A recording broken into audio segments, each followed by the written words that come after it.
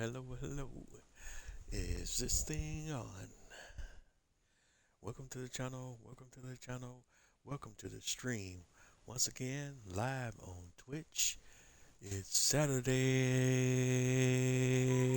night. Welcome. I hope everyone's having a wonderful day, night, or whatever it is in your neck of the woods or in your part of the world. Welcome again to another episode of my Twitch live stream series. We're playing Farming Simulator 22 Premium Edition. Welcome. We're playing on the ALMA Missouri map, and this is Farming Simulator 22. Welcome. And first of all, before we jump into it tonight, I kind of want to do a little bit of a apology for some of the things that went on the last episode. I was a little bit frustrated with some of the things that were happening as far as the some of the things that were happening in the game and dealing with the snow and all of that good stuff. And I just want to apologize for that, and it just wasn't one of my best moments on live, and I just want to start off by apologizing for that. It's just one of those things when you're doing a live series, you don't have time to do edits. So a lot of times when you're getting my reactions on the episode, you're getting them real time, and I don't, because I'm doing it live, I can't go back and edit out certain things per se, even though I can do that when I upload to my YouTube channel. But as I've indicated in the past, pretty much for the most part, I'm uploading my live stream episodes to my YouTube channel in their entirety without little to no editing. If in fact the only editing I'm really doing, and that's just when it's absolutely necessary, is when I have issues with my Twitch stream, like when the connection drops or different little things like that. And then I have to edit it then, because I got to splice the content of the videos together to make for a continuous episode. So I do have to fix and splice the pieces of the video together when I have signal drops or connection drops or things of that nature. But other than that, when I put something up on my YouTube channel, it's pretty much the same as the actual live stream that you see if you're watching me live real time on my Twitch channel. But again, I just wanted to start off by kind of apologizing a little bit for getting a little derailed there, and for if my tone or my attitude seemed to be really off or really come off as really negative or anything of that nature. And if that put off any of you, I just want to start off by apologizing for that. And with that being said, as you can see, we're coming in now, and look, there is no snow. But if you also notice, we're now in the month of April instead of the month of December. So I got to get you all up to speed with what happened. First of all, since we're talking about the whole snow episode, as I shall call it going forward, this was also a lessons learned, because playing on a new map, and I've been mostly playing forestry for almost a year on the Silver Run series, so it's been a while since I've actually experienced or dealt with a map with a lot of snow on it in Farming Simulator 22, which was part of the reason for my frustration, because I literally have not played on a map with heavy snow for almost a couple of years now in Farming Simulator 22. Believe it or not, even though I play on a few different maps from time to time off camera, I had not been dealing with heavy snow on a map for quite some time, because even the maps that I played on that have snow have not had snow, to the degree that this map has it. And based on what I've learned from that experience and what I've done off camera, I can definitively say that on this map and in this series, during the winter season, which is Let's take a peek at the calendar here to kind of show you what I'm talking about. Uh, During the winter season, which is mainly between December through February and early March, depending on how quickly the snow melts in March, really won't be able to do much.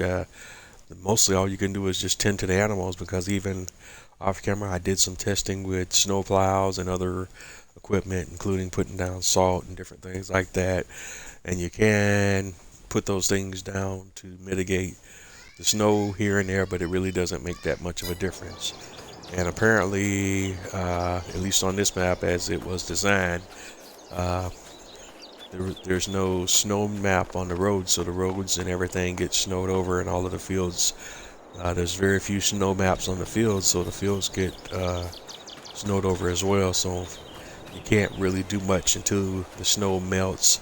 So that really leaves you with the period between December and March, really late March, because the snow really didn't start melting to day 2 in March, since I'm playing 2-day months. So it's the melt. So the snow really doesn't start to melt until the second half of March, as it is on this map. So you can't really do much of anything until the winter season is over, as how this map is set up. So that's just something to make note of going forward. So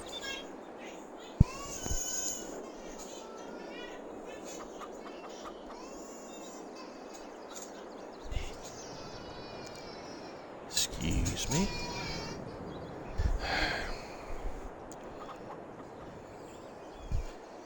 And my apologies for the background. All right.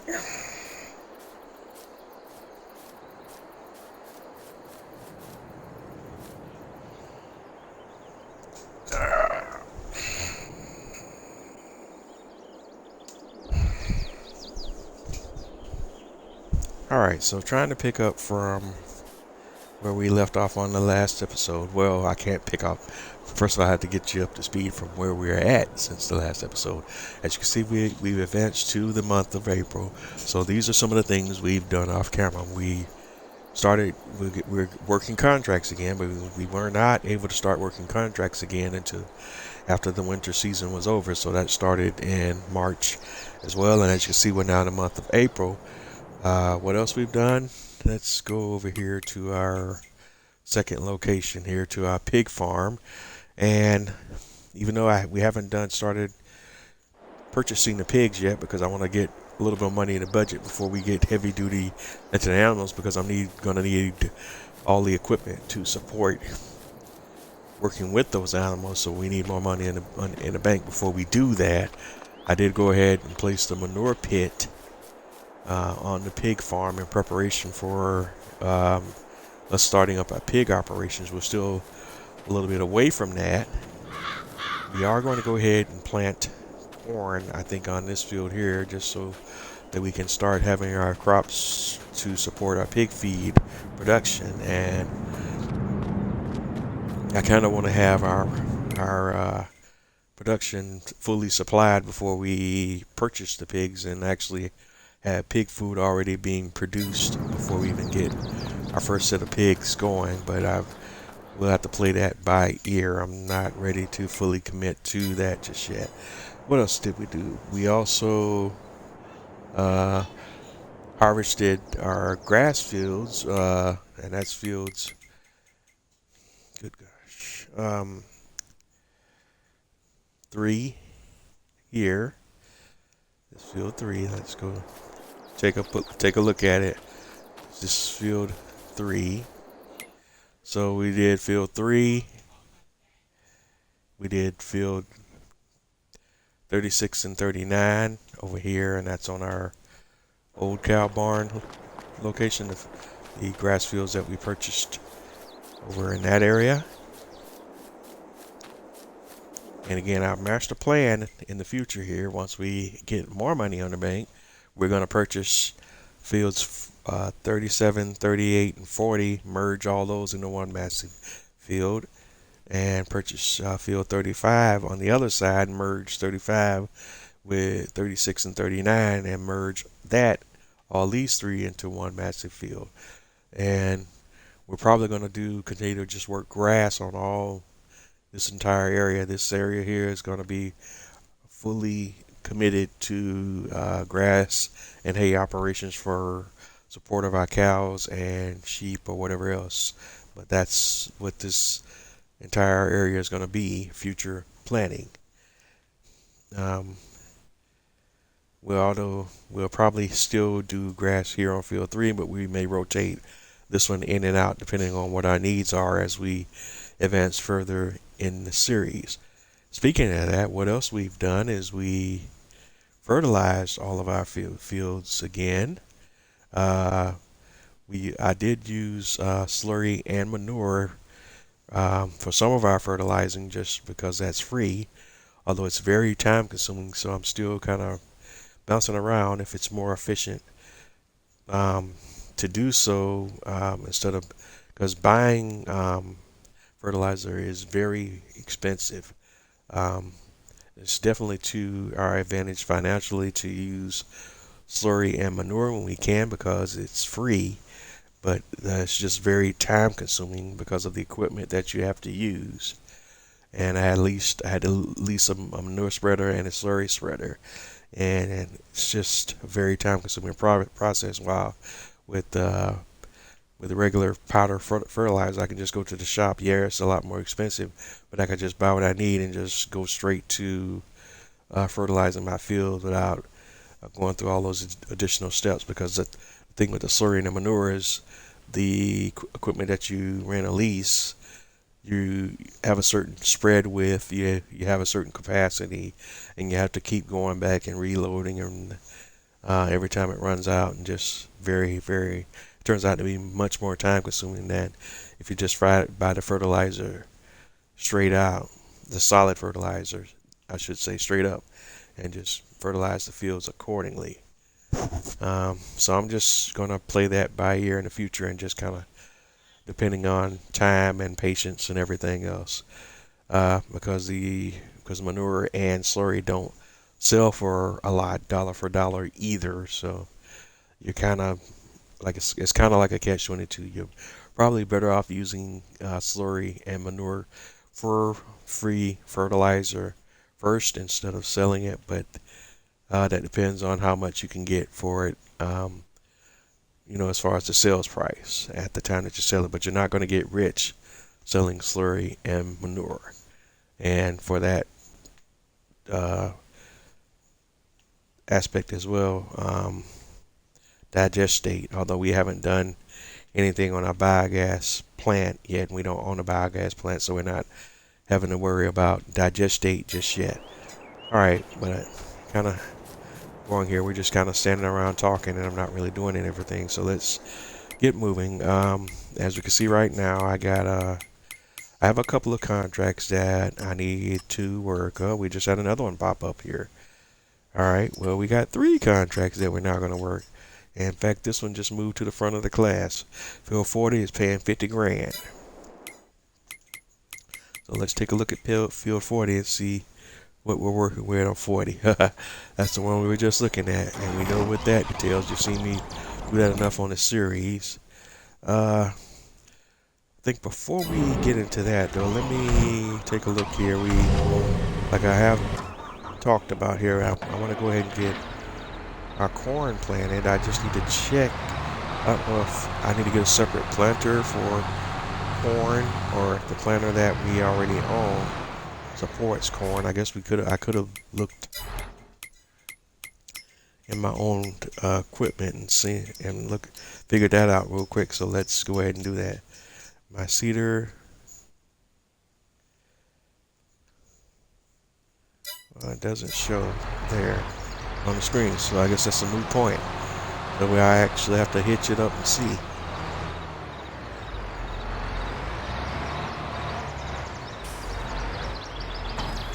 Alright, so let's see what crops do we have on here. Canola, soybeans, sorghum, oilseed, excuse me, grass.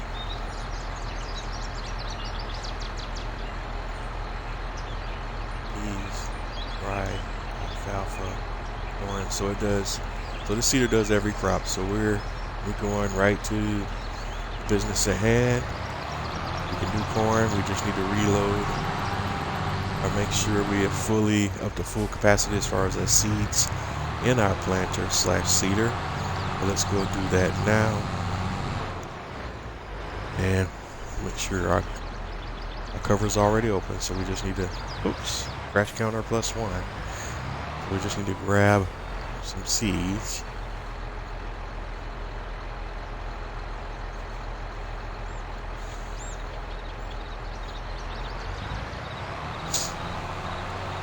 And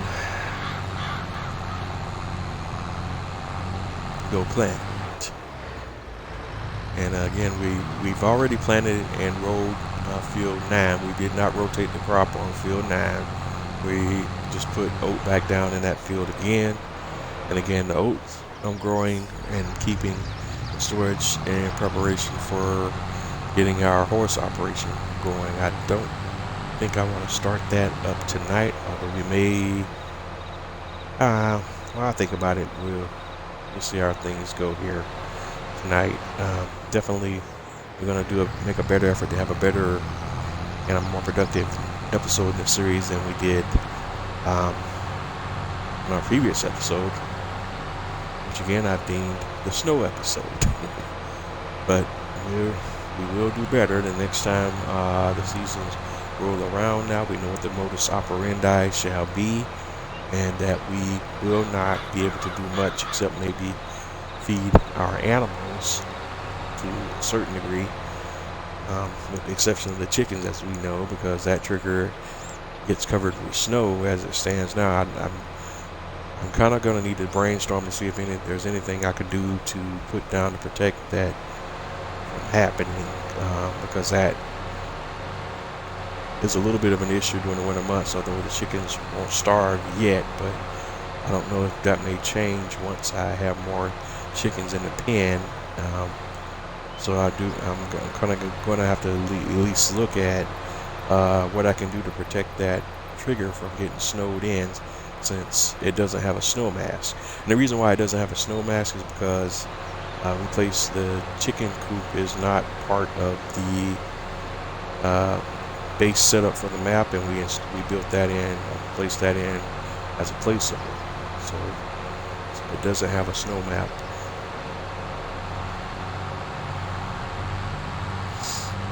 Although I'm not 100% how that works. I think some placeables have their own individual snow maps built in, but I think the chicken coop that I picked, I guess unfortunately does not.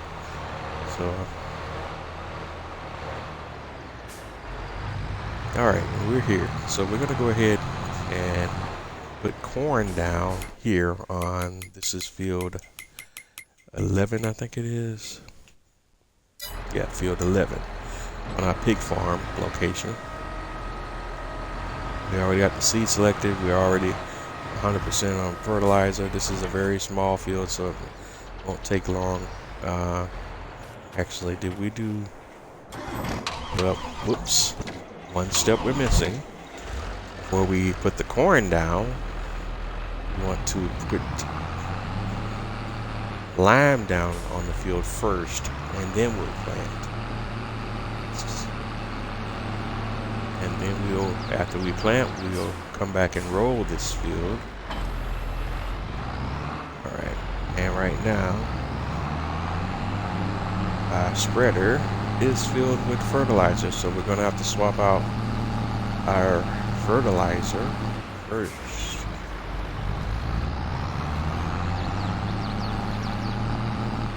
Let's go ahead and do that now. This guy unload,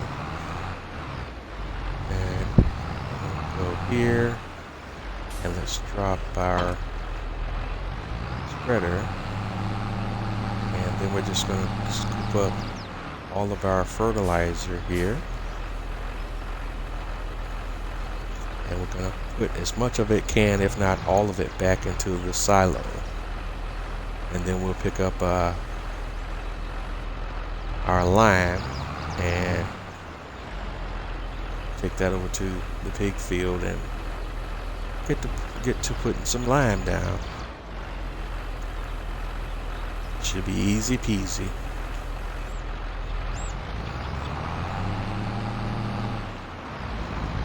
So let's go ahead and tip this fertilizer back into the silo.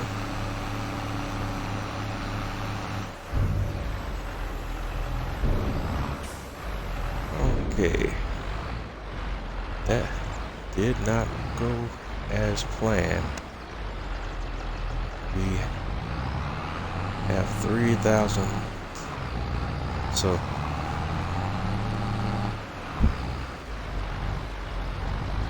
that's how we're going to have to do that, since we haven't reached the maximum capacity of the storage that we have for fertilizer on the farm. We're going to have to leave some of the fertilizer in the big boxes. Just come here and then yeah. Well, one additional step. First of all, cover and overload the fertilizer back into the spreader.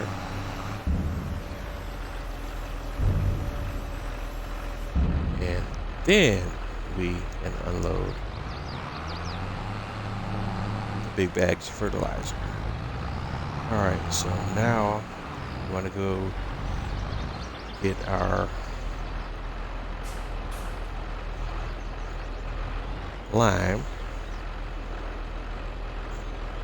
And when I can, I want to buy lime from the shop and load it into the silo, because that lime is cheaper. These silos have the functionality where you can buy the lime straight from the silo, but it's at a higher price. I have other vendors and other mods installed where I can get the lime and other products at a much cheaper price. But the only caveat or drawback to those particular mod, at least that particular set of mods, is that I have to pick the pallets up from the shop and bring them to the main farm. And we will definitely do that from time to time just to save money on product, but it just depends on what we're doing and how much time we want to dedicate to it.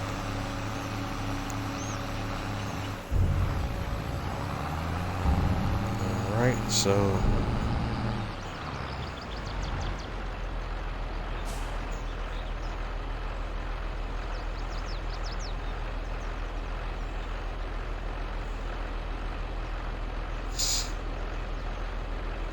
grab a little bit more lime.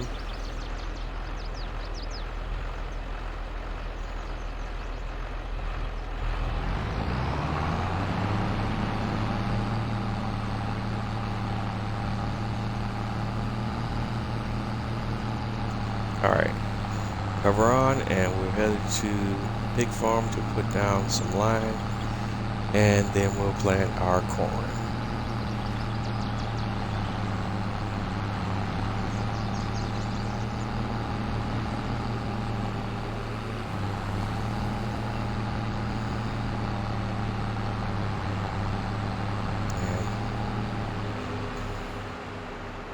And then I think after we get our corn down, we'll probably pivot to working our grass harvesting contracts and then see where we're at from there.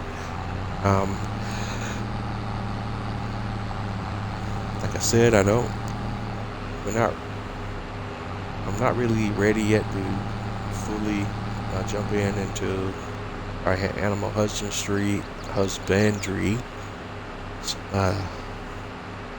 I just really did not put that word out well at all. But our animal husbandry operations in full effect yet. I do want to definitely start doing our pigs, horses, and sheep soon, but not yet. Because again, I'm going to need a few additional pieces of equipment to support all those operations, which I don't have yet. One of the things that I want to keep doing here while playing through as I get to that point is I'm kind of need to watch the equipment that's on sale and see if we can kind of pick up some of that equipment that we're going to need for future animal support at a great discount, and that'll help us to get that started. Because again, as I also indicated, I don't want to take out a bunch of loans in this series, so I'm not going to do loans except as for the most part as a last resort in this series. I will probably have to break down and do them at some point, but I want to make sure that as a general rule of thumb for this series that we do the loans as little as possible, and mostly everything we get is going to be a cash-based operation. Alright, so that being said, here we are. Let's get this show on the road. First, get the planter out of the way because I'm not ready for you just yet. Alright, so let's back that. It'll take us about a seconds here to dust this field.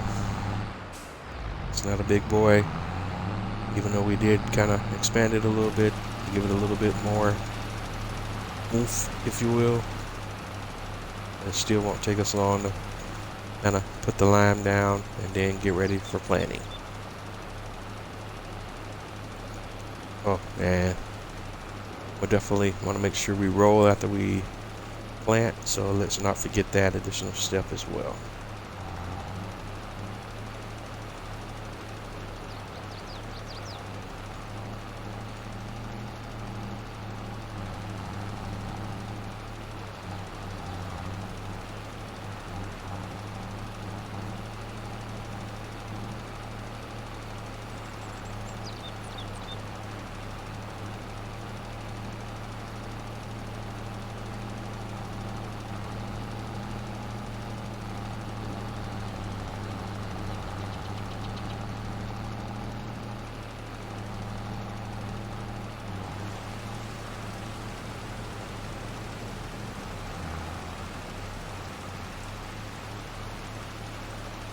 Alright, and as you can see, we have rain. Rain shouldn't affect our ability to plant, but if we did have a harvesting situation, it would we definitely would have to stop harvesting because rain has a negative impact on your harvest yield. You don't really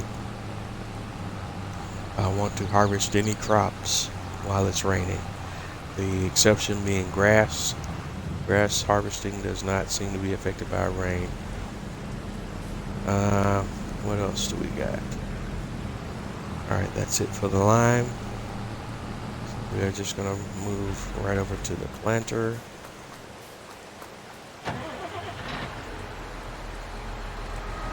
Now we can unfold it. Those are lids. Should have did anyway a while back.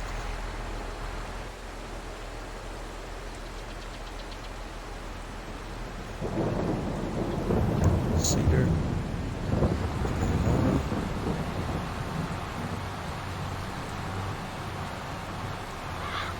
And that should get it. And you can see in the mini heads-up display, the orange is turning to greens, and that's showing the nitrogen level, so that's pretty good.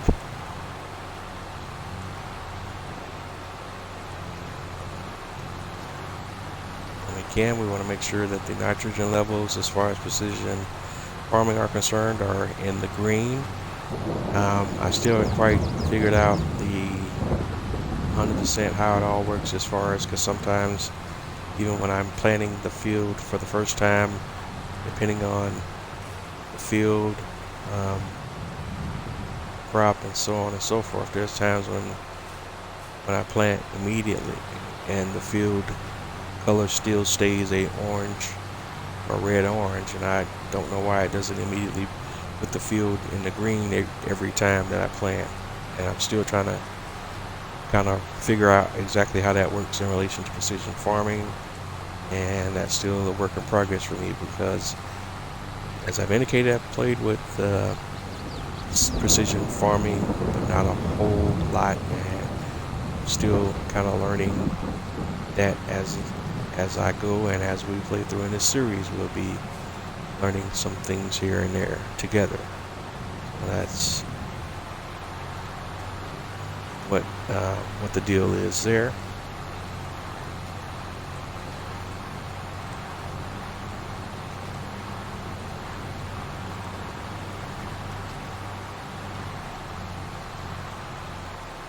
All right.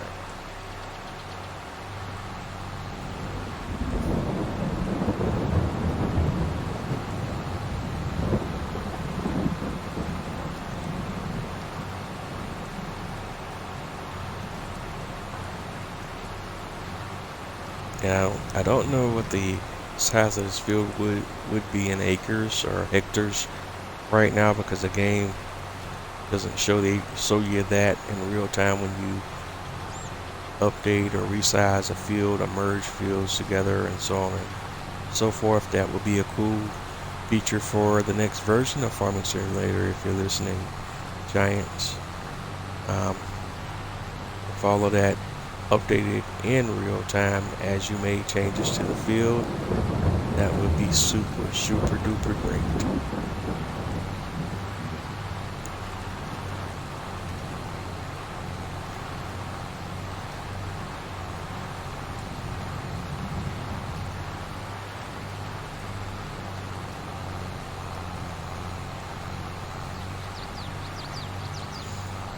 I could probably turn a worker loose on this task and go work on something else, but I don't think I will, because we kind of have two powerful tractors, with this John Deere being the most powerful tractor I have at the moment.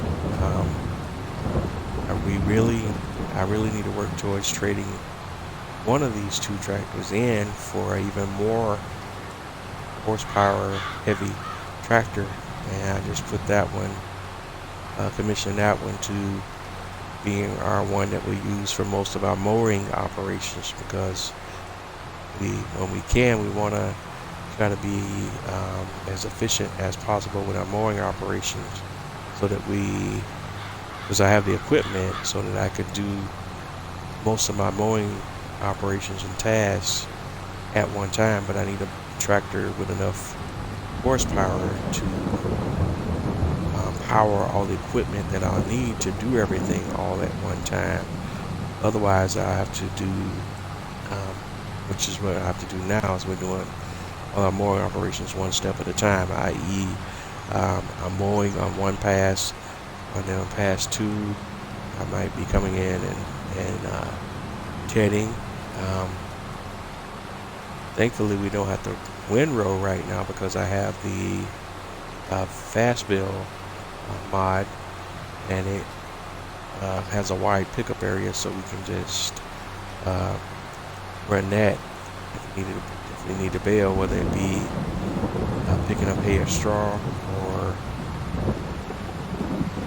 creating silage bales. But I don't have to do the windrow step, because of the wide pickup of that baler. I could just pick up the material directly from the field without having to do the additional windrow step, so that's helpful.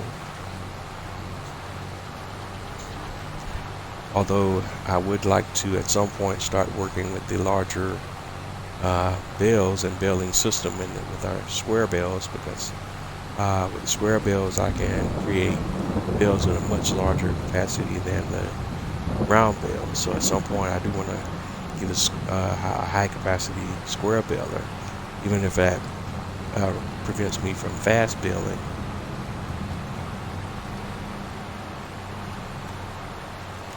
So those are all kind of like future ideas and future concepts that I'm bouncing around on what I want to do next, as far as this series and playthrough is concerned, and just what I want to do with my farms going forward, just to make it fun, a little more interesting, and just to have some different things that I want to do. And like as I'm playing through and doing different things off camera.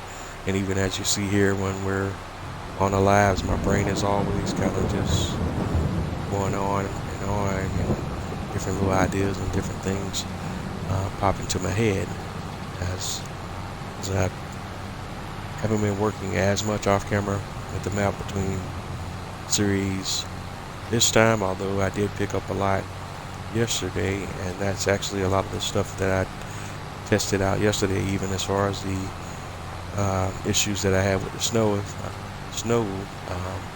I tested a lot of that off camera yesterday and didn't do much with any of it today, but I did test most of that stuff on a couple of days ago, or yesterday I should say.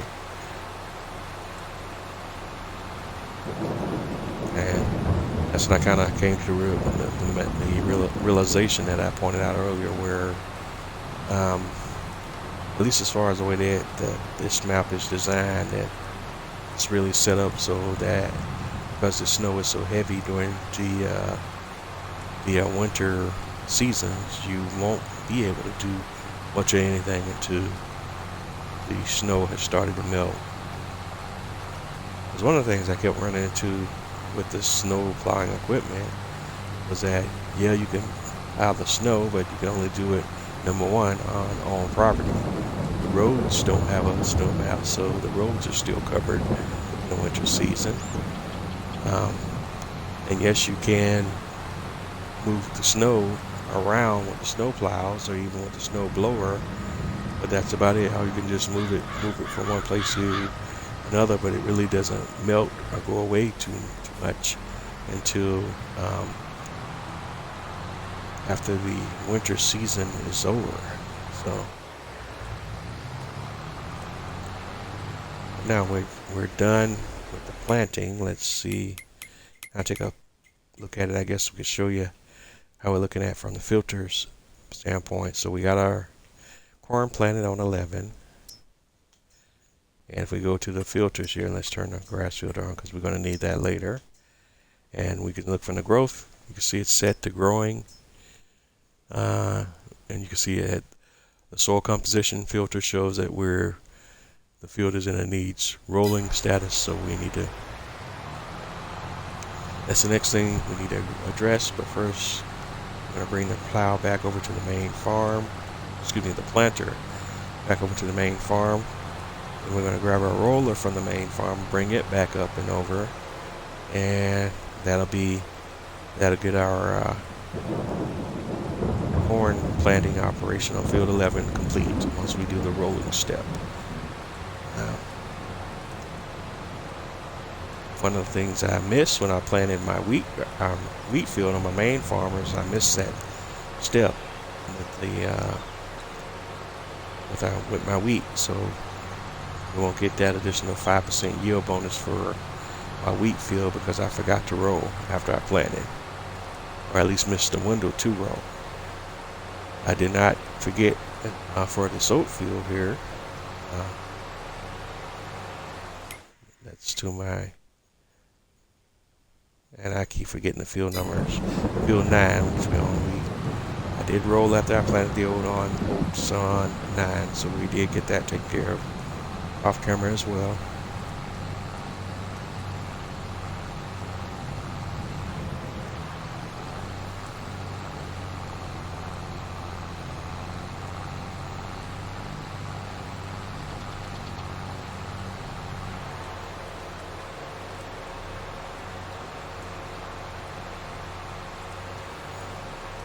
And again, I also want to apologize about that. If that's an issue. But as always, your fans that are picking up the channel and watching my content, if you're enjoying it and you have any suggestions on what you want to see me do or how you want me to play the game, please provide your input. Let me know what you want to see. Because at the end of the day, it's all about what you want to see. Even though I am doing this series and playing it to my satisfaction, I am open for additional input. If there's some things you want to see me do, just let me know, and I'll see if I can incorporate it into my series if it's part of my play style for sure. If it's something that's outside the scope of how my particular play style, probably not. I'll try to be as accommodating for requests and input as I can, given my play style. Here, and we won't be needing the seeder. I'm not worried about refilling the seeds or the fertilizer right now. I can always do that when I'm ready to go for another planting cycle. Just want to make sure we got the maintenance handled, and as long as we got that accounted for, then we should be in great shape. I don't know why I'm struggling so much backing up right now. I'm normally pretty much an ace when it comes to backing up here.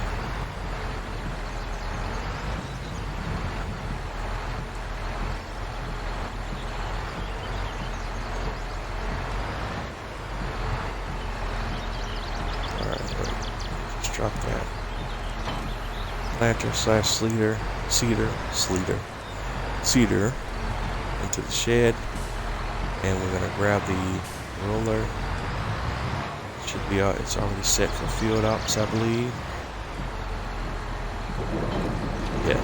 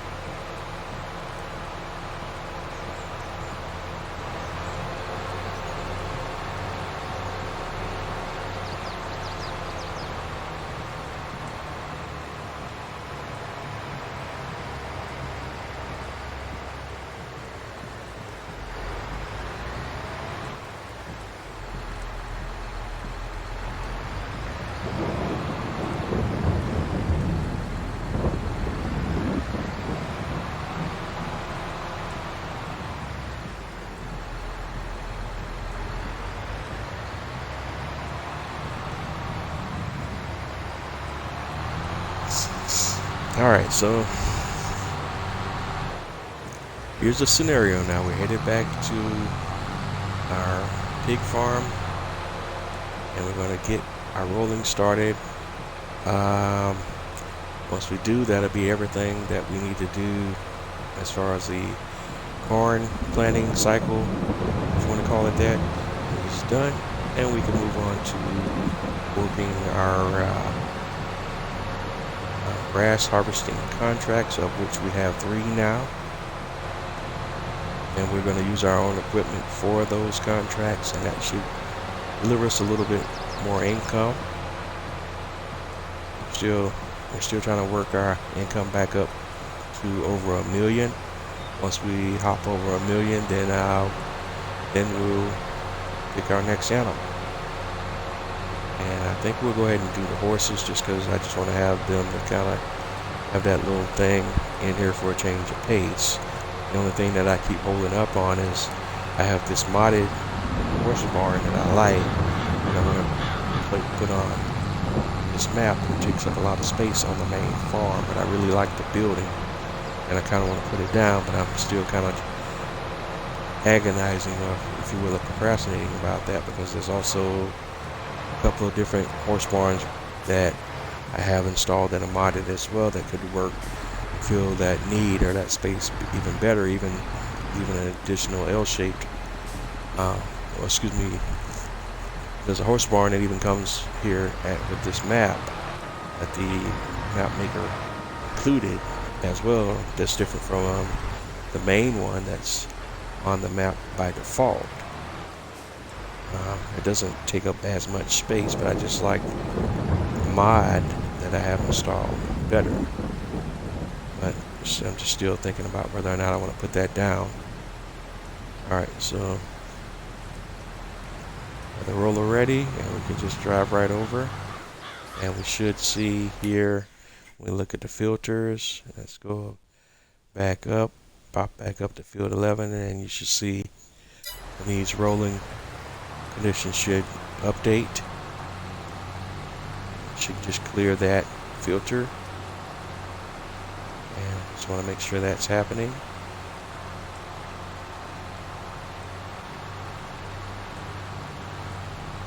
Sometimes, depending on the crop and the field, it's really hard to see visibly what you're doing and what area you've already worked.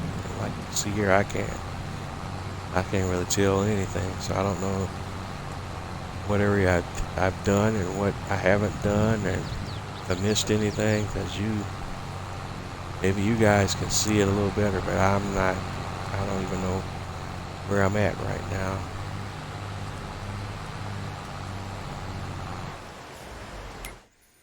So I have to kind of cheat here and kind of bounce back and forth. Okay, you can kind of see it a little bit because of the texture on the field is a little bit lighter, but it's still kind of hard to see to at least in my naked eye. Maybe, like I say, maybe you folks can see it a little bit better than I can, but to me it's very difficult to tell the difference between the two field states.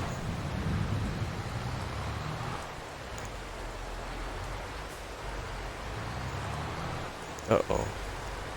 Oops. That was not a good idea there. So let's do this. Because I don't have much area here at the bottom of the field to kind of turn around, so I better do this just to avoid that happening again. I'm kind of playing with fire here on the edge of this. It's literally driving right into the river. So let's,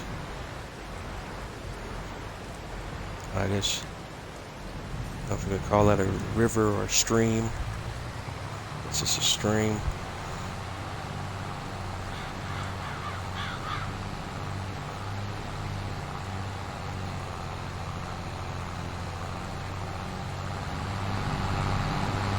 Alright, we're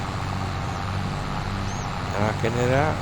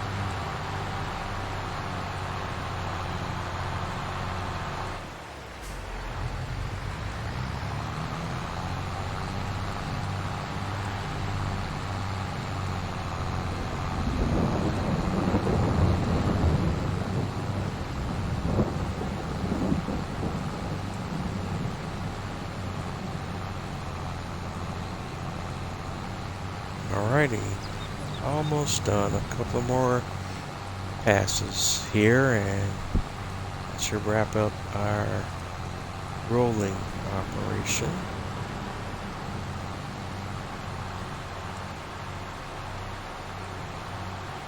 Or maybe one pass if I can get a wide enough spread. And nope.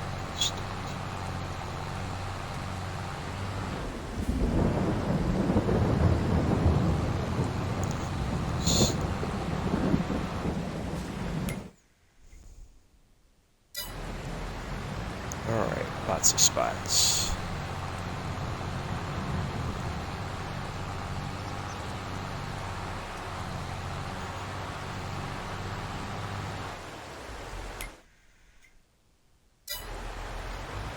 And apparently there's a spot over here somewhere. Let's see if we can knock that one out, or if that's just a missed spot where we also missed on the planting. Yeah, okay, no. So, whoops. That one disappeared. And then a couple others here.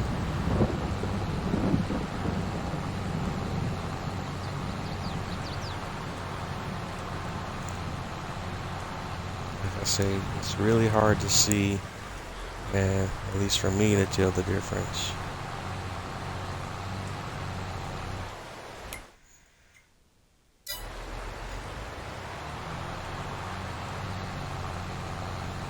So I'm just gonna have to keep hopping back to the filter screen because that's the only view I got that gives me the information that I kind of need.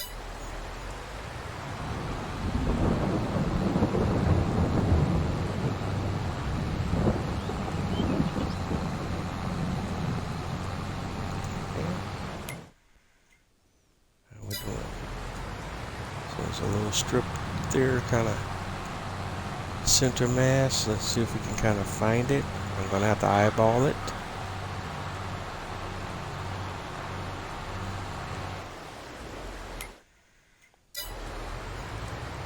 Let's see, is that here? I think I kind of see a little line.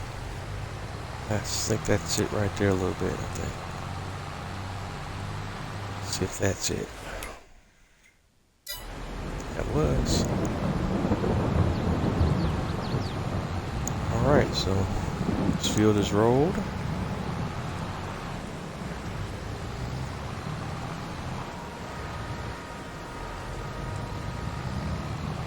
And that completes our planting operations on field 11. Again, the normal cycle as far as precision farming is concerned. And you see there now we can look precision farming, field info, pH value, which is the lime, is perfect. Nitrogen is perfect for now. Expected yield is still only 89%. I don't know what's up with that, but not going to sweat it too much at the moment.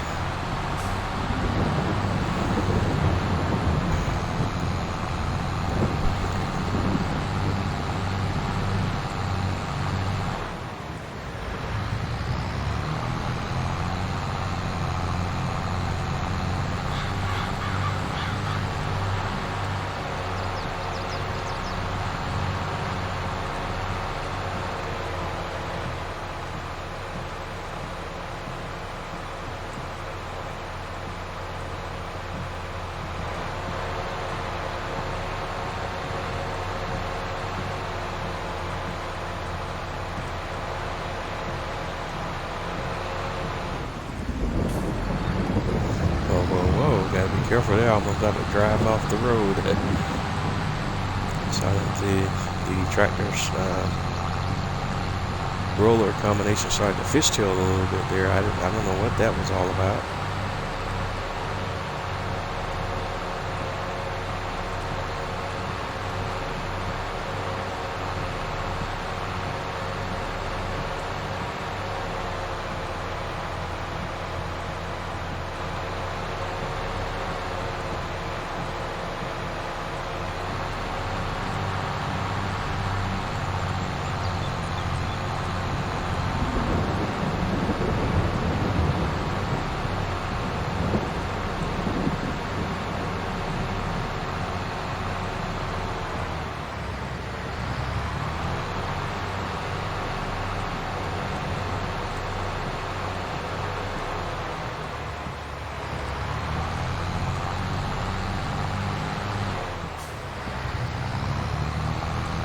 And even though this is not that large of a map, it's still a long ride from point A to point B, which is both positive and a negative at the same time. If you will imagine if we could play 4X maps on consoles. No, I think we can. I think the reason why we don't have them as console players is because of the support for the previous gen systems that Microsoft and Sony are still forcing on the developers. So I think that's a limitation because we have next gen systems, but because they're being held back to a certain degree because of the companies' reliance or insistence that these newer systems with new technology still support the technology of the previous gen, being the Xbox One and the PlayStation 4, because they are still number ones, can still selling a lot of product to people that own those systems. Those are still, even though the next gen system sold a lot and made big numbers, those are still the largest population of console system owners.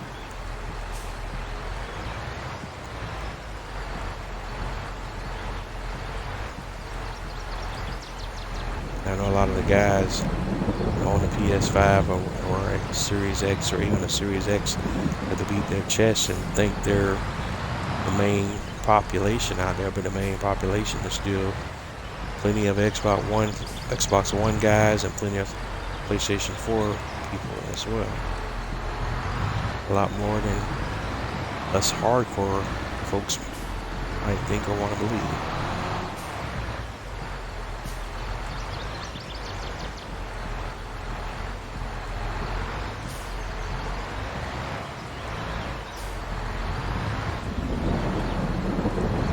Alright, so we're done with that. We can go ahead and get our mooring rig set up, and let's first of all see here. Let me go ahead and get the mowers grabbed, because I know at the least we'll need the mowers. I also need to take a look to see if I need anything else, depending on what the contracts are for. But let's go ahead and grab the mowers and see what else I might need to bring. Let's take a peek at the contracts and see what we got on task. Let's raw string. Let's go over to the contracts. And we want to start on the biggest, baddest one that you've seen me do before time and time again. And we're going to keep that one up because that's big money. Takes a little bit, but that you can't not take that 50 grand. Alright, they just want solids, so that is going to be a quickie for me. Just have to make mental note that we're going to the biogas plant. I don't want to make the mistake of accidentally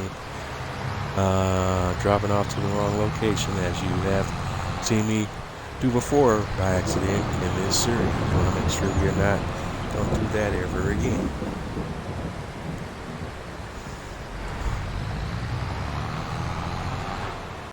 But we're off.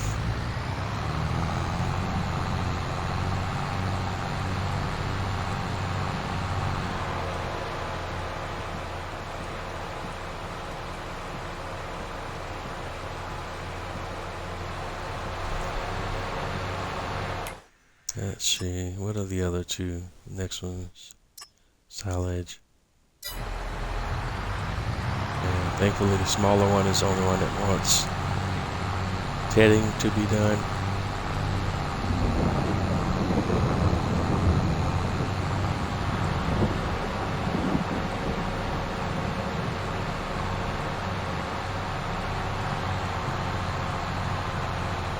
That's part of the issue on why I need a tractor very soon with the much horsepower as I can afford, because I can hook up the tether to the back of the mower, because this mower has a hitch. I just need to have a tractor that has enough horsepower to run both pieces of equipment and not run at a snail's pace.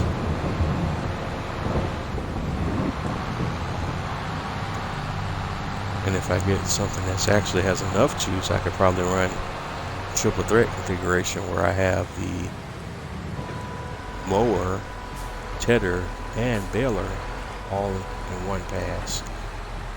But we're not quite there yet. Alright, so one more. That one.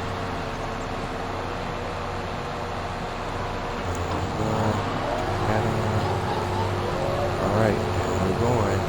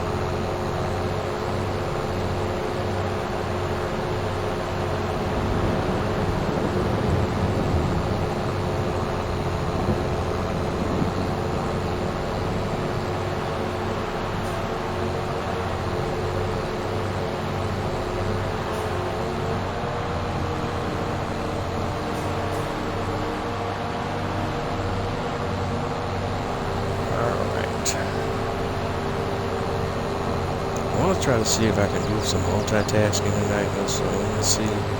That's all we're gonna do is have this guy mowing at first. I'm trying to see if we can kind of just turn the worker on here and go do something else.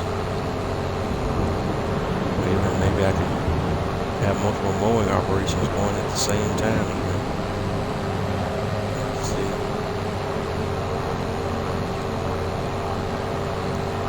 But this right here, field is a huge field, so, and for whatever reason, even with this setup we have here, the mower always misses a lot of stuff, so I kind of have to go back over a few areas of the field multiple times. Make sure that we mow everything that we can.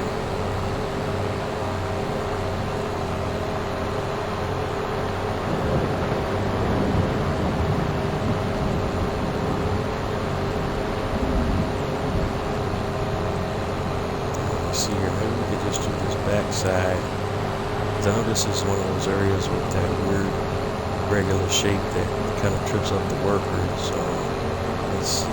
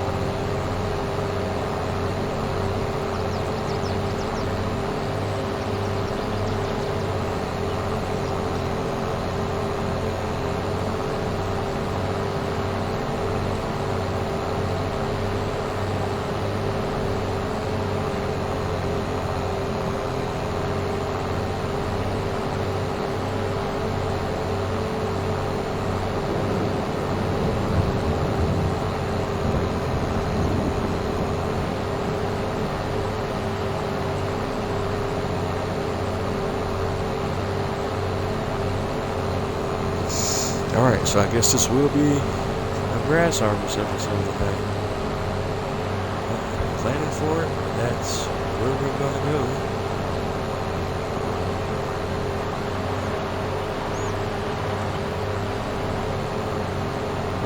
Just gotta pop up about my controller batteries being low, so my mic kind of falls off here in just a few. That's why I always keep a few double A's in rotation. I know a lot of guys complain about that being a drawback and limitation for the Xbox controller, but I'm not in that camp. In fact, I think just the opposite. I actually appreciate that Microsoft did make a controller with a built-in battery and gives the consumer the option of deciding what kind of batteries they want to use. I like to use the rechargeable AA batteries, and I have a few different brands that I rely on, and they give the brands I use are quality brands, and they give a much longer per charge battery life than regular over-the-counter batteries, or even if you had a built-in rechargeable battery. Because one of the issues that you would have is that the rechargeable batteries kind of, after a number of charges, and over time they do start to lose their charge value. If they're mass producing built-in batteries with controllers, they're not going to have, one of the ones with the largest milliamps, even though I know the PlayStation community kind of swears by that the battery life for their controllers is super great, but I know I still don't believe that it can beat the battery life for the quality rechargeable AA battery, from a good brand name. And I don't mind having to manually swap out batteries. The system that I use, I keep roughly, it used to be 3 sets of charged batteries, 2 sets of charged batteries for backup at all time, and now it's actually three pairs that I have in rotation. That I just rotate between these 3, but I always have a set of 3 already fully charged and ready to go for when I need them. And it's not terribly expensive to do so. You can find a good brand rechargeables. One of the brands I use is the Energizer rechargeables, and you can find those at your local department store. Here in the USA, you can get those at your Family Dollar, Dollar General stores. As a case in point, you go buy the pack that has the chargeable and the charger and the AA batteries for a little or nothing. And that brand is one example of a brand that has great battery life and clean charges, and you won't be swapping your controller batteries out that often. And I can attest to the reliability and life of the batteries because I spend a lot of time gaming, and I know based on that what the performance is for the rechargeable batteries. The other brand I would recommend is one from a rechargeable brand, battery brand that Amazon sells. That brand is the Interloop rechargeable batteries, AA's. They have excellent battery life. There's a lot of days I come here and I'm having marathon gaming sessions, at least with this Farming Simulator 22, and I'll play for an entire day and a half or more, almost going straight through before I have to swap single battery set out. And sometimes even longer than that, for almost a few days before I have to swap out my batteries, and that's with me playing hours and hours and hours straight.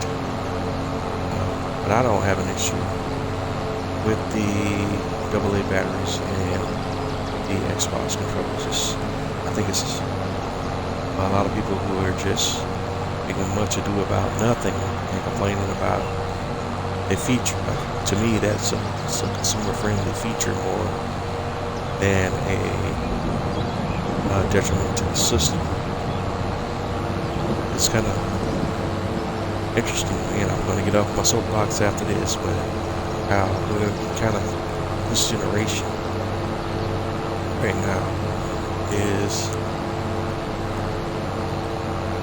more apt to complain about consumer-friendly features and actually lament the freedom of choice.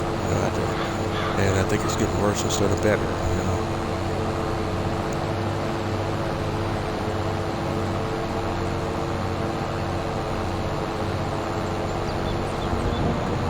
Never thought I'd see the day where consumers complain about having more options. They want to advocate for less options. I don't understand that.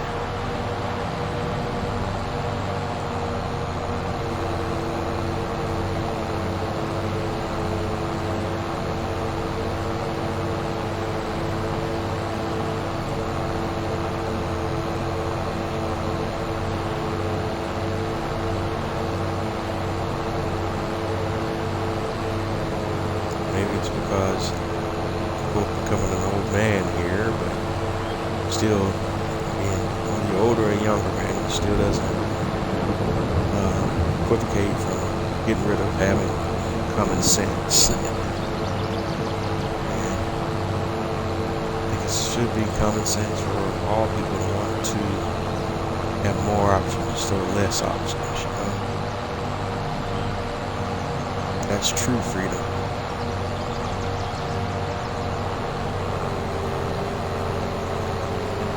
But freedom is another word these days that's often misused.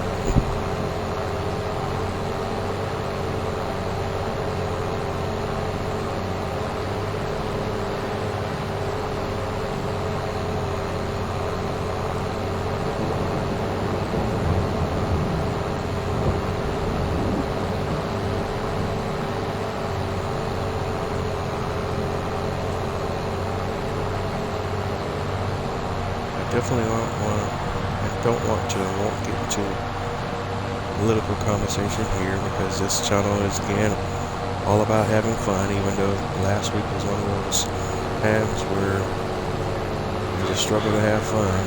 But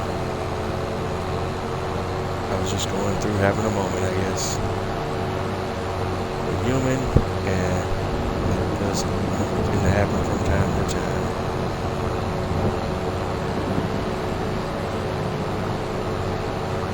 Trying to do better and trying to be better and just trying to be a better human being overall, but I am a work in progress, but I at least try to be better.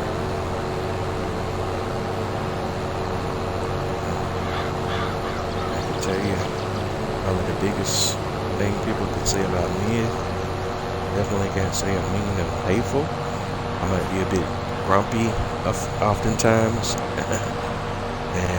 And I got to get that honestly, but that's probably the worst thing folks can say about me is that I'm a good dude, but yeah, I can be grumpy and a little snappy sometimes, but that's about the most you're gonna get from me.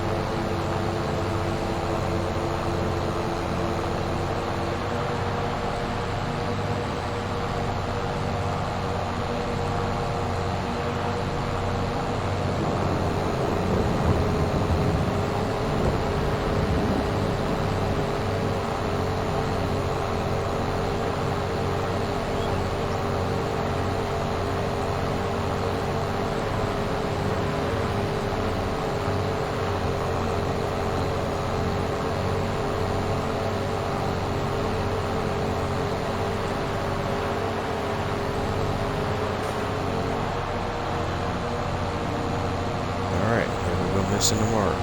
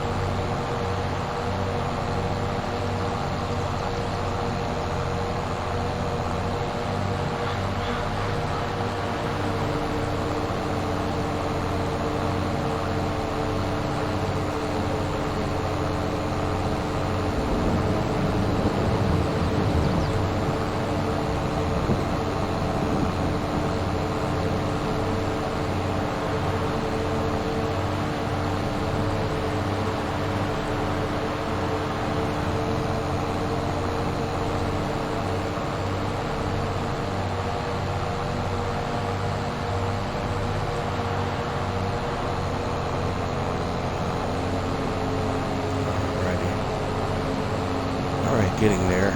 I guess while we're kind of walking through these things, I guess I have a conversation with the community, and it won't always be about what's going on in the game per se, because we definitely want to keep the channel a bit interesting and keep things going.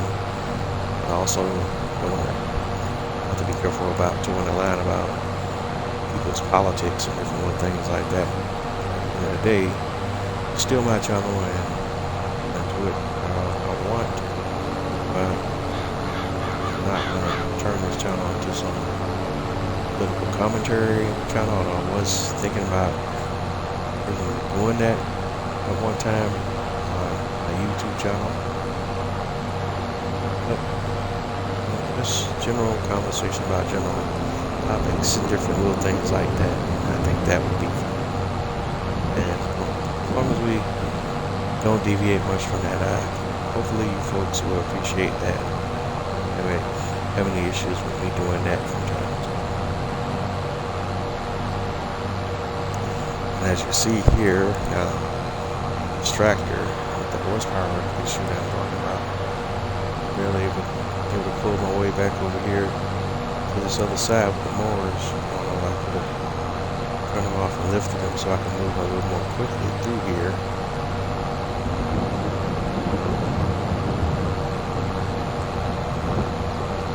But this is also a good thing to visually illustrate why we need a little bit more horsepower with our tractor.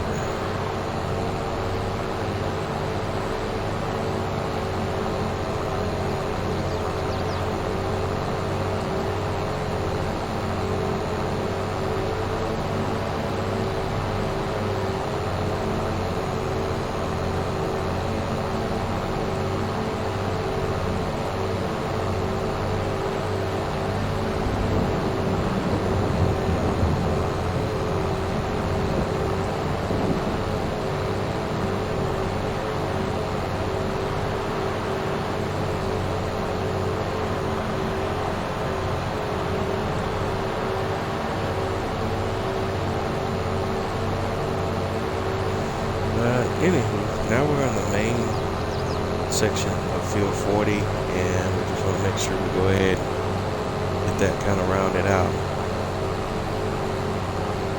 And I think once I do this, I might be able to hire a worker to kind of finish this up. I don't know. Lack of confidence in the worker has been confirmed time and time again. I always have to constantly go back and do a lot of makeup work when I do hire work.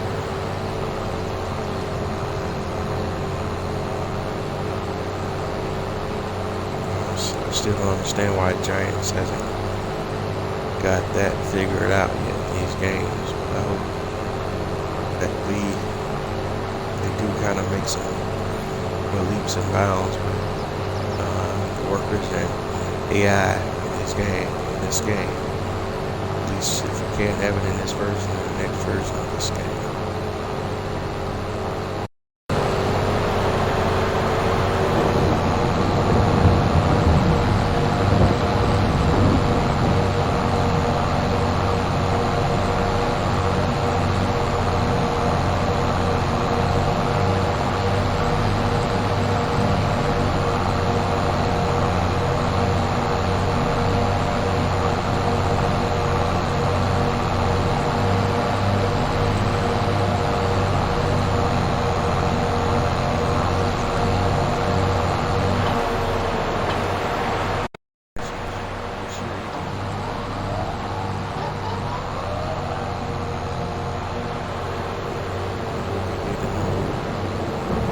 From them what their plans are, what their roadmap is for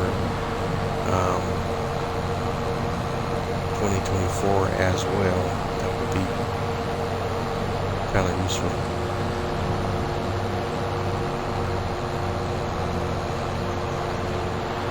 So far they haven't given us an annual thing, roadmap plan that this year is as of yet either.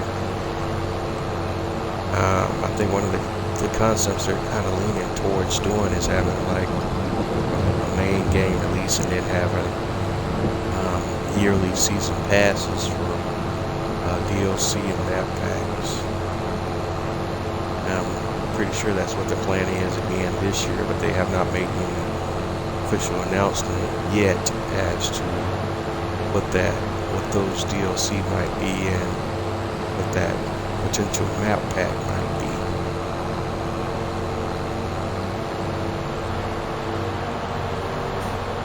And to be fair, you know, most of the map packs and equipment have been kind of underwhelming as of late.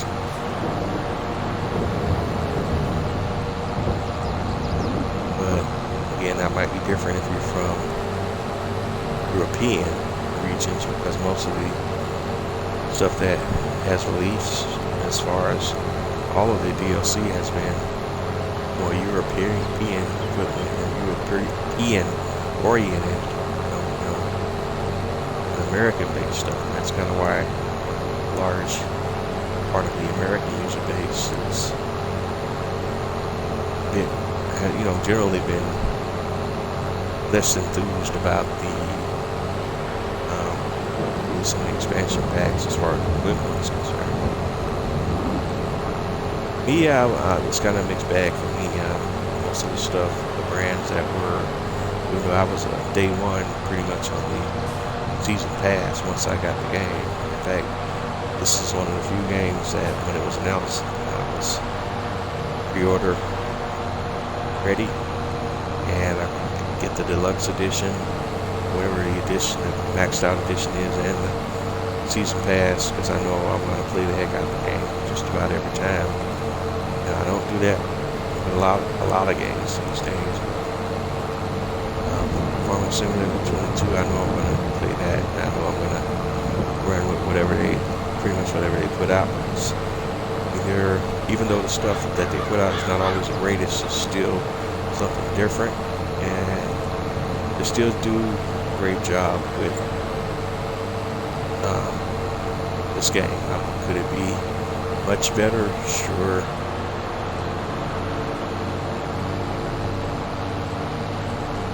It's the best game in town, and given what's been going on with the competitors now, it's really the only game in town when it comes to farming simulators. Alright, so I'm going to hit the button. Let's go ahead and turn the worker loose and see how much rework he leaves me to have to do. See, there's a whole strip already, and that's always the thing that I'm talking about that kind of annoys me. I guess my straight line is different from his straight line.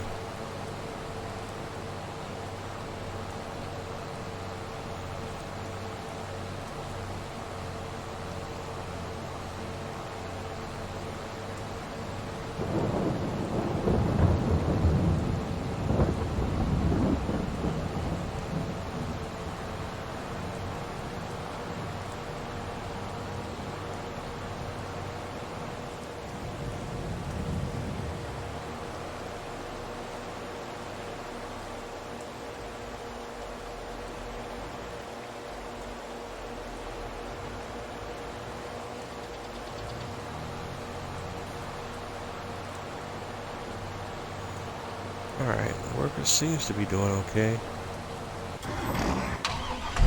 Alright, so while he's doing that, let's take a look again. And those are my baling options. We're probably going to have to finish that up off camera. Let's see what we got going on with the cows. Cows need TMR. Chicken feed can wait to another day or so. Yeah, let's go ahead and work on the TMR for the cows. Feed mixture is already on location on our main farm, so let's go ahead and run that back.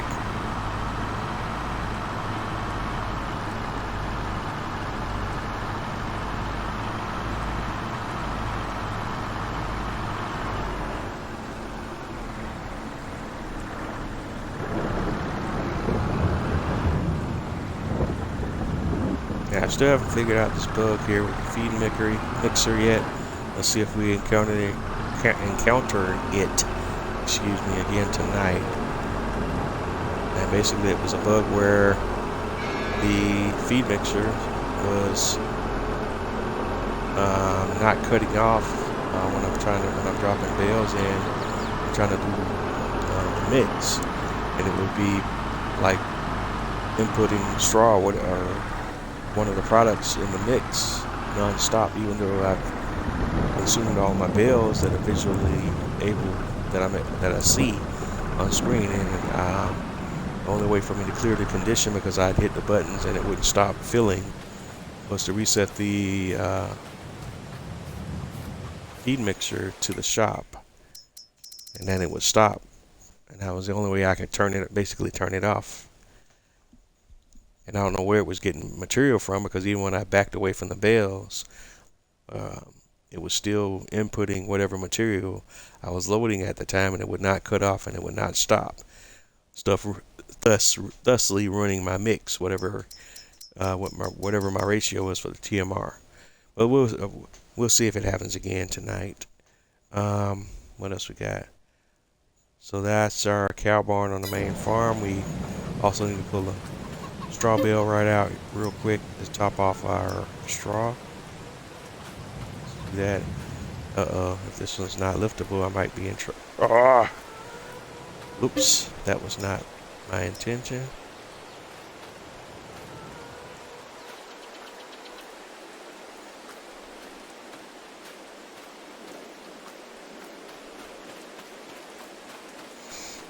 I just want to drop some straw in here for the bedding.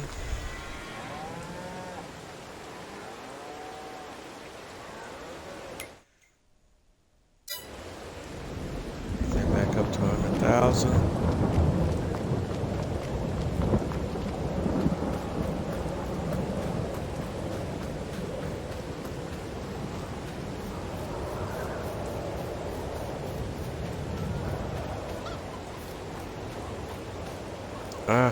I guess we might as well have kept it out and just go ahead and do the mix here while we're here. Let's grab one silage.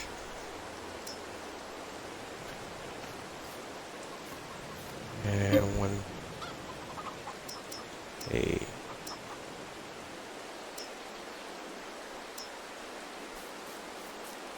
Yeah. Let's get the ratio in, baby.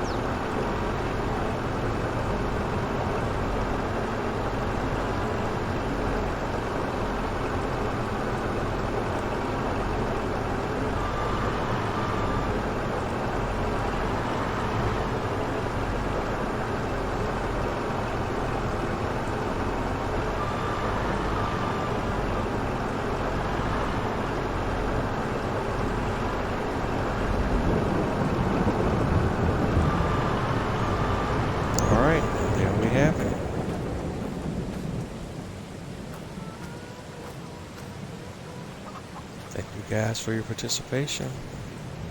And you can all go home now.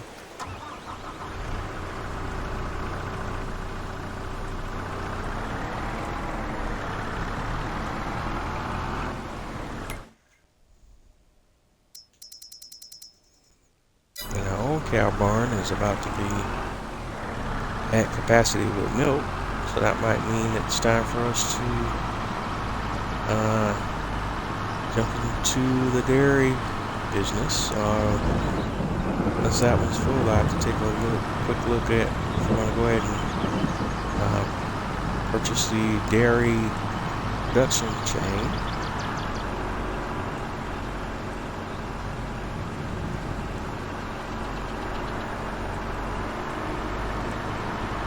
or if we just wait it out and then just go ahead and sell milk to the dairy without owning it yet.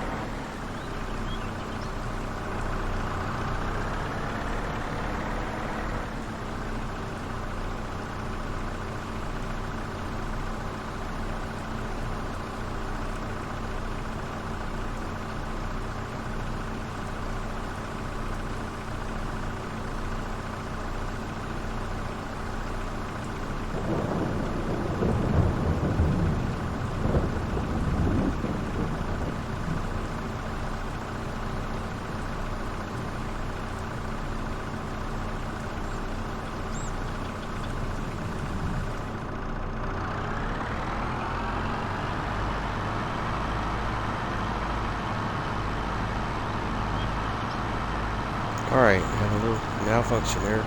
Alright, next stop is Old Cow Barn. And our second farm location.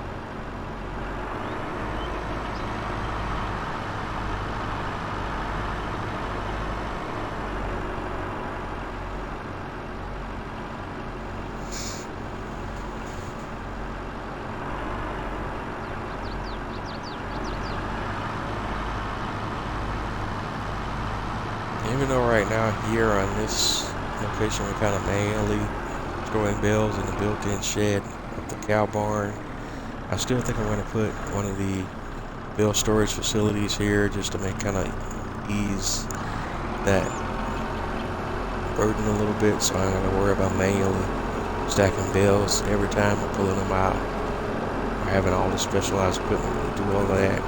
But you can definitely play the game that way, but I'm kind of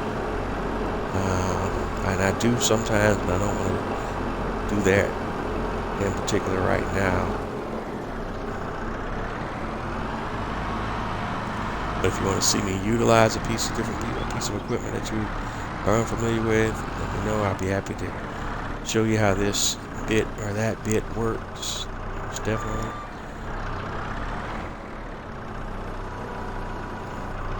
I'm not an expert on everything Farming Simulator 22, but I do have a lot of time on the game, and I can definitely show you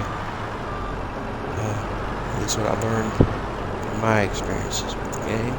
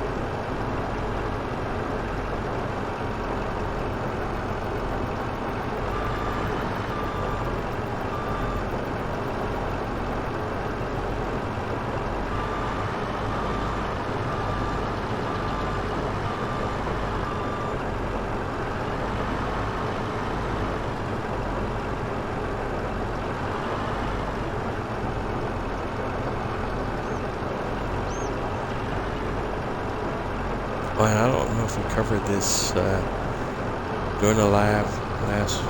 Well, we couldn't have. I did also off camera purchase some hay and straw bales from the shop to support my TMR mixing operations, and that's why you see some square silage bales here on this particular location. I also purchased some hay bales and loaded them in the bale storage on my main farm.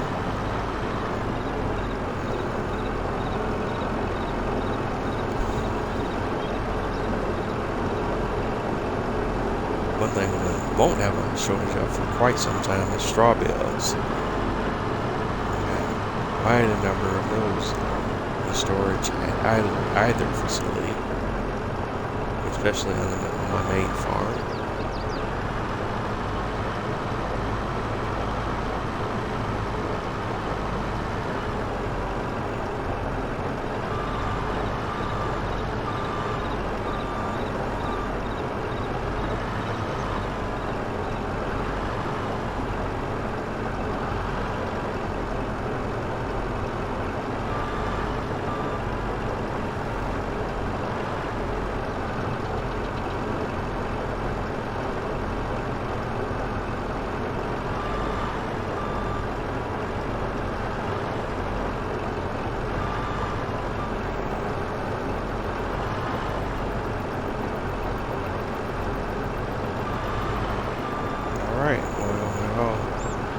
Mixed up for now.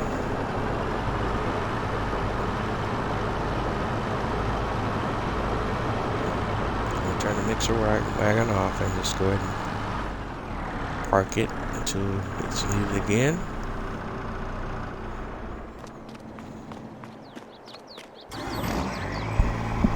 And we got a ton of water here in our water tanker. Off camera, we use this to do some testing with slurry spreading, so I switched it to the unreal capacity, so that's why it has an unreal amount of water in it right now. If you notice, the number is 18,222 liters. That's why I did not switch it back, because it was not unloaded and I didn't want to use all the water we already have in there, so I'm keeping it at the unreal capacity for now.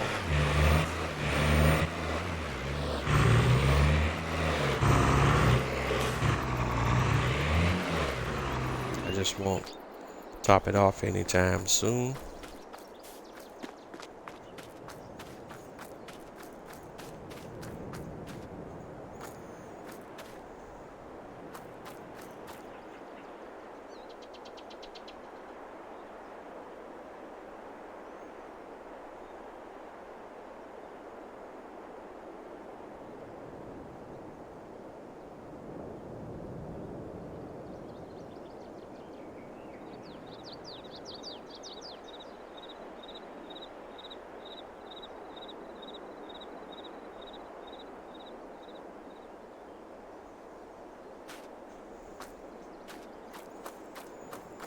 All right. Let's see how the mowing guy is doing here. They still have that big area that he missed over to his left, but I'll pick that up and clean that up here once he finishes. But otherwise, he's doing great.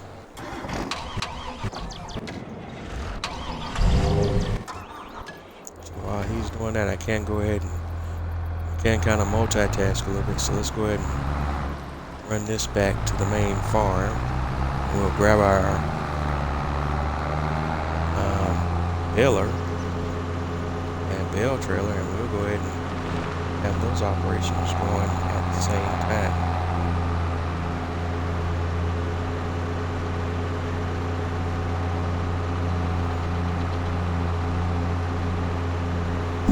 Speed this whole thing up.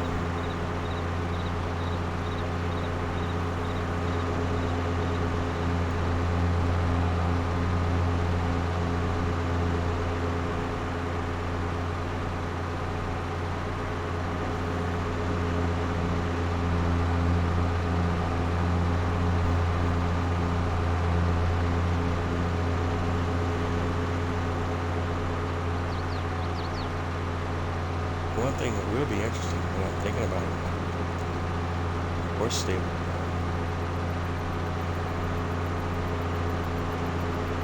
That will be something.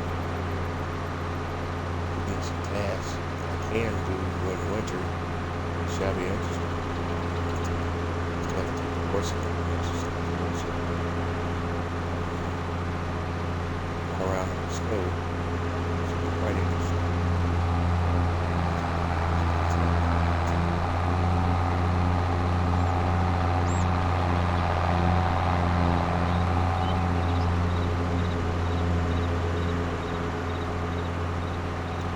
Thinking out loud as well. All the field and feed points for the stable covered, so I don't think of snowfall having horses here.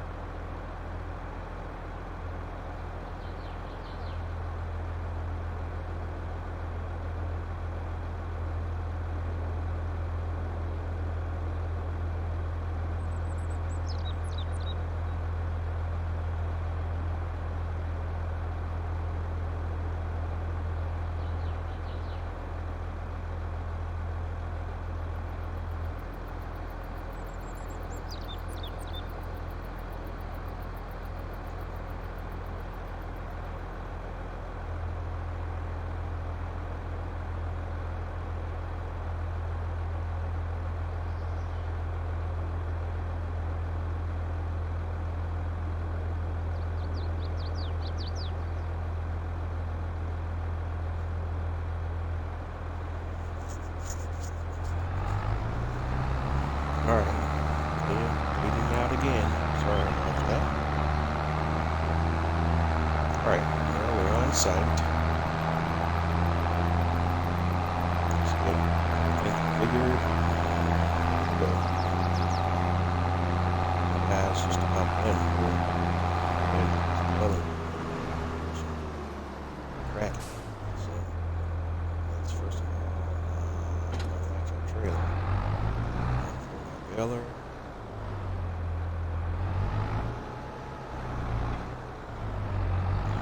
Beacon. Set to the side.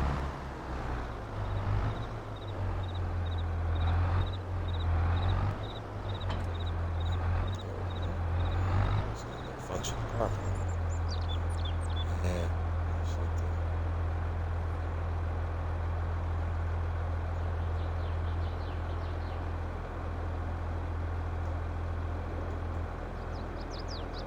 pick up, turn it on.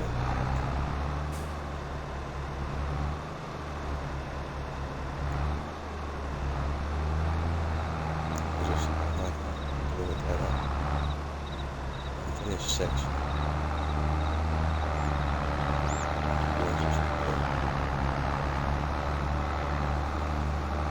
Practice it.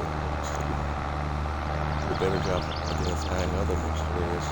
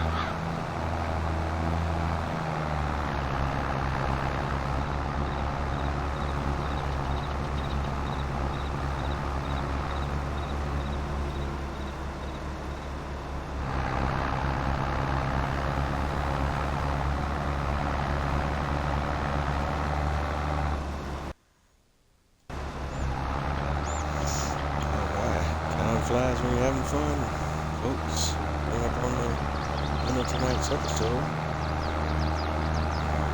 It's like the biggest thing that we're talking about tonight is we got our corn planted. That's it.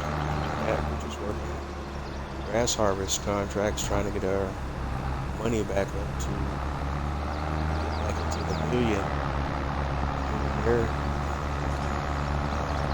Back in the medium, then start making expansions to the farm, to animal husbandry operations. Nothing more or less until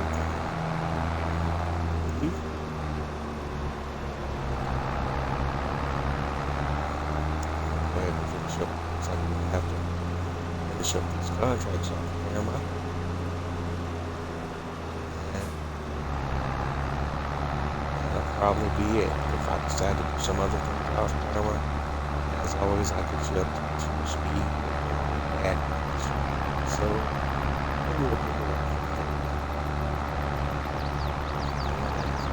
I also said you can just continue to play it. Can't wait 3 days between episodes before we get it back. the station as I can to our existing contracts to delve into anything else some testing. That'll be it. Everyone for tuning in tonight, checking me out. Thank you for your support. And I hope you continue to do so. Grow and learn and get better. Provide the content that you want to see is through your support.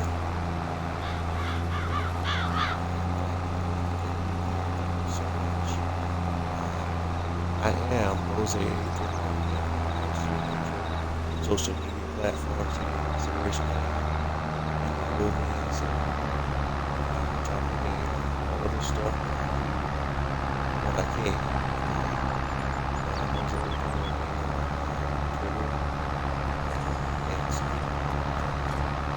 Which Facebook, Instagram, YouTube, so on and so forth. Don't forget to like, comment, and subscribe if you like.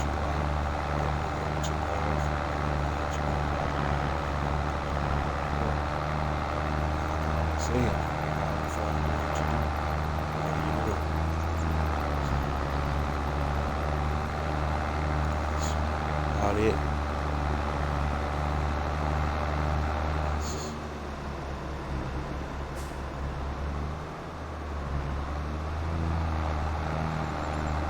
That's all I got. Go ahead and see how many bits we can take care of before we wrap this live up.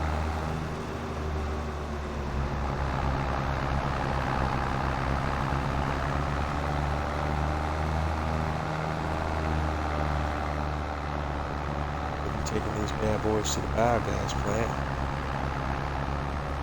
once we get the full trailer loaded up. Make a little money.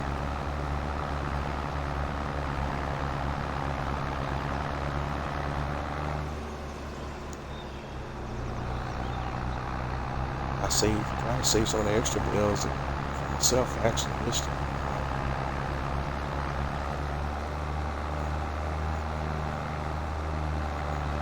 We'll see. We'll see. There's about 3 contracts on the board right now. 2 of them are silage at the biogas, and then one of them is for hay at the livestock sale point.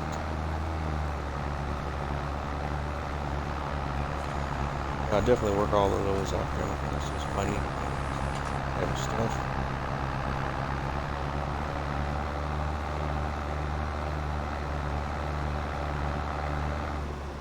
Again, I gotta look at I forgot to check the months that I'm supposed to be doing the grass too, so that I keep that cycle going. So next month we're up for grass harvest will be May. So next, I have to be mindful of that. So if I hit May while I'm working the contracts, then I'll go ahead and do our grass harvest, our own grass fields, and all of those supporting operations.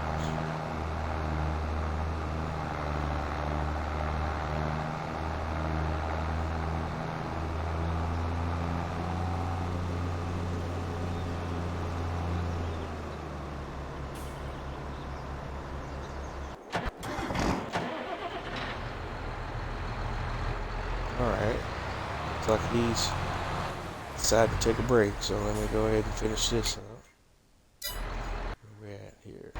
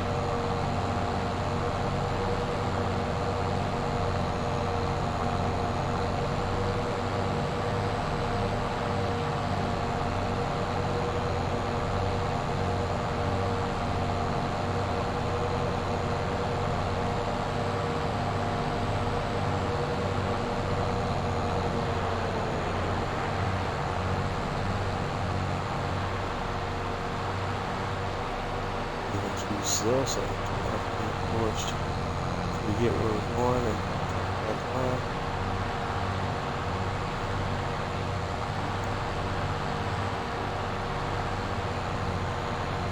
It's kind of testament to the fact that I was pointing out earlier about how even though it's my biggest horsepower tractor, it still struggles running mowers, so definitely need to get a big boy tractor.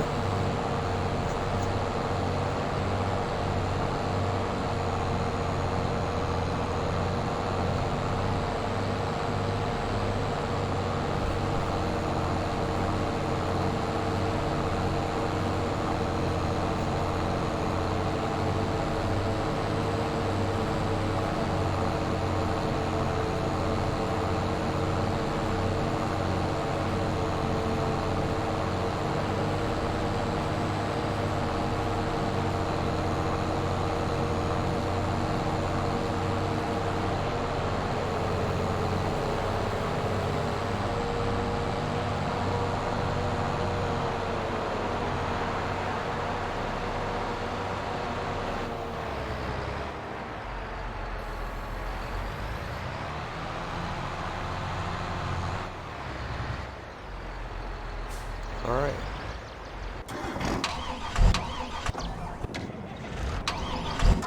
Got that. Got a handle. So let's fire the baler rack up.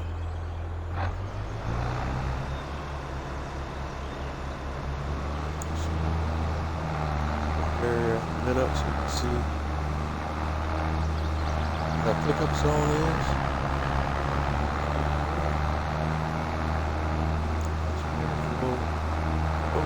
Delivery to the podcast.